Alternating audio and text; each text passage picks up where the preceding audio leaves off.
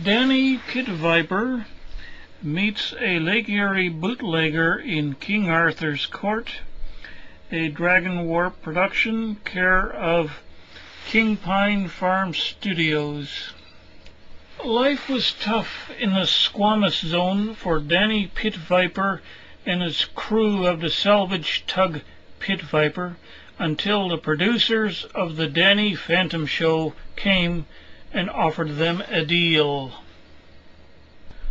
Drago Bigman, mysteriously orphaned first mate of the tug Pit Viper, was reluctant at first to play the show's character Dragonaide. However, the money was right, and so he was there with the signing ceremony along with Danny Sea Serpent and Butch Hartman, producer of the show, Danny Pit Viper and his super salvage sleuths. Drago had just exited the studio after completing another episode of the show when suddenly thousands of screaming fans came charging towards him. He thought, "Oh, crikey, they want my autograph. My fans love Dragonaide so much." However, in reality, what was sending the people running was the out-of-control starliner lurching out of the sky, which the humans had never seen before, but which was a common sight in the Squamus Zone. Drago managed to outrun his Dragonaide fans, and soon he was walking alone down the wharf, whilst the starliner kept on approaching. Drago watched as the starliner lurched drunkenly in the air before crashing down to the water below. Drago was certainly no expert on piloting starliners, but he could tell from the way the ship shuddered and shook through the waves that the people aboard her weren't expert spacefarers. He waited as she slowly came rolling up to him. The starliner's pilot house door popped open and out stepped a familiar enemy of the Pit Viper salvage tug crew.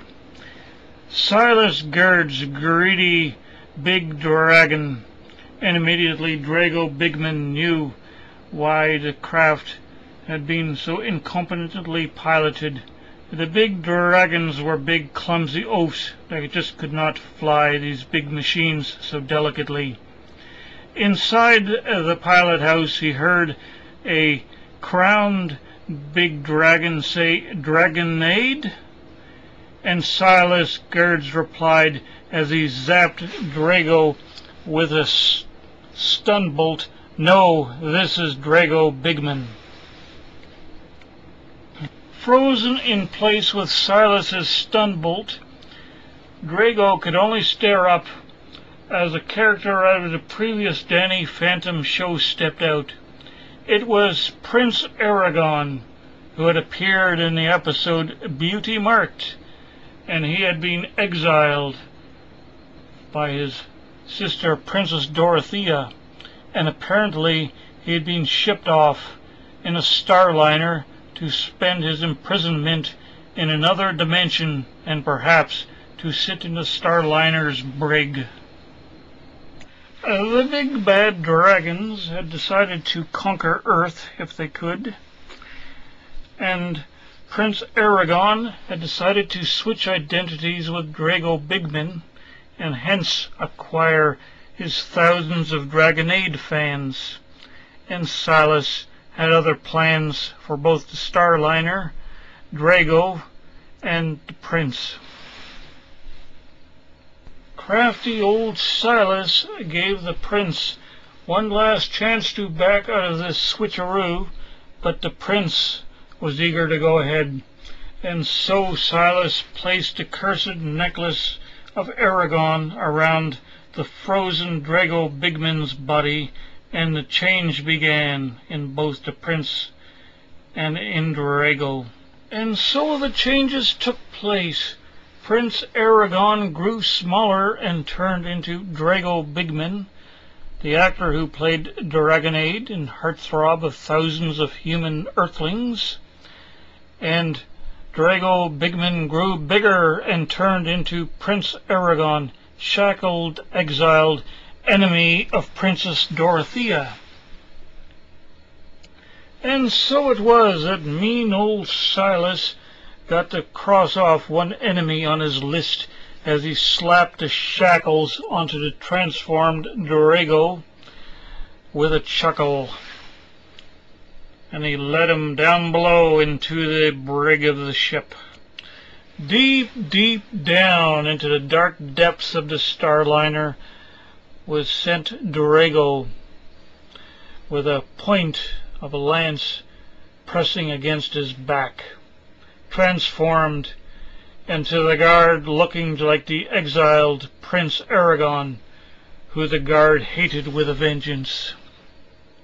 Although Prince Aragon would have preferred to be ruling the kingdom of the dragons in the Phantom Zone, playing Drago Bigman, playing Dragonaide, wasn't so bad after all, and those thousands of Dragonaide fans screaming and asking for Dragonaide's autograph certainly helped, and he enjoyed himself in his new role on Earth. The starliner had taken off again, and Drago was facing a 1,000-year voyage in deep space in shackles. Hence, when the guard led him to a new cell, he was a bit surprised to find himself staring at his favorite characters out of the TV show, The Lady and the Rum Runner, or the Lake Erie Bootlegger in King Arthur's Court. Just as he came in, the Rum Runner was shifting out of his much bigger form, and Drago was pleased to meet the two characters. Though the Lady and the Rum Runner were sworn enemies of Prince Aragon, and actually siding with his sister Princess Dorothea, when they saw Prince Aragon step into their cell, they immediately genuflected under the protests of Drago, who told him that he was not the prince. Then one of them removed the cursed necklace of Aragon from his neck, and Drago no longer was the prince. Whilst the lady went behind the curtain to change and used the necklace as a new ornament, the Rum Runner and Drago chatted about their plans to escape and other matters. Drago listened with rapt attention as the Rum Runner told him how he had been swept off a Lake Erie rum running mission when a whirlpool came along and lifted him up and dropped him centuries into the past in King Arthur's court. They were just getting to the point where the Rum Runner had got the drop on King Arthur when the lady came in dressed, and they made their plans for escape. The Rum Runner shifted down in size quite a few notches, and then he and Drago stretched out a length of the lady's pantyhose across the door where the guard would have to come through, and they waited. The lady shifted into her most alluring form, and then in an enticing voice called out to the guard on the other side of the brig's door that she needed help putting on her lacy hose.